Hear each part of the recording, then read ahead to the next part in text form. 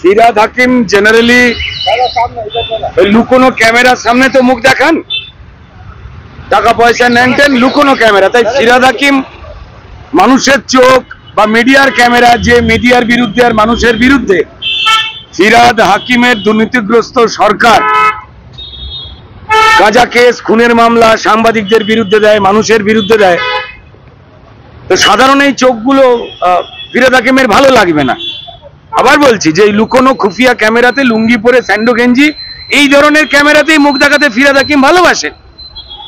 তো এই দাওয়াতে ইসলামের কুলপুরোহিত এই যে ফিরহাদ হাকিম রয়েছেন, তিনি মমতা দুর্নীতির একটা অন্যতম পিলার। তো তারা এই সমস্ত কথা বলে বাঁচবার চেষ্টা করছেন। এখন আমরা যখন কথা বলছি বোধ করি দুটো জোড়া মামলা হয়েছে। যারা লাথি খেলেন পুলিশের, যারা মার খেলেন, যে শিক্ষকদের চাকরি যারা চুরি করলো, অবিরত নাটক করে চলেছে এই সরকার। মানুষের মনে একটা বড় প্রশ্ন এসছে যে নেতাজি ইন্ডোরে যখন মমতা বন্দ্যোপাধ্যায় মুখ্যমন্ত্রী সেজে তিনি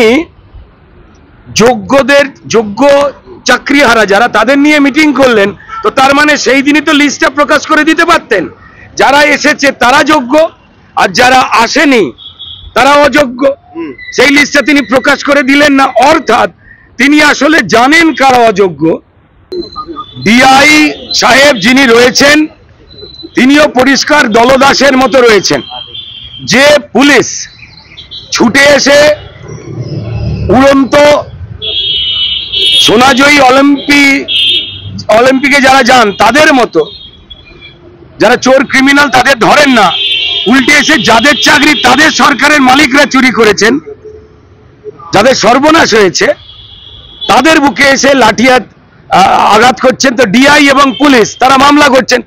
আর মুখ্য সচিব, আমি জানি না মুখ্য সচিব মানে এতটা এই নির্মমতার সঙ্গে মিশে গিয়ে তার কিসের দরকার রয়েছে। তিনি সংবিধানে শপথ নিয়েছেন কেন? এই আইএএস এবং আইপিএস এর একটা বড় অংশ এই মিথ্যাচারের পক্ষে মানুষের বিরুদ্ধে দাঁড়াচ্ছেন। ঘৃণা তৈরি হচ্ছে মানুষদের এই সম্মানীয় পদগুলোর উপরে। আমি মাননীয় মুখ্য সচিবকে অনুরোধ করব, দয়া করে এই প্রবণতা থেকে সরে এসে তৃণমূলের মিথ্যেবাদী নেতা মন্ত্রীদের মতো এই কদর্য মিথ্যাচারকে প্রশ্রয় দেওয়া এবং মানুষকে ভুল বোঝানো বন্ধ করুন।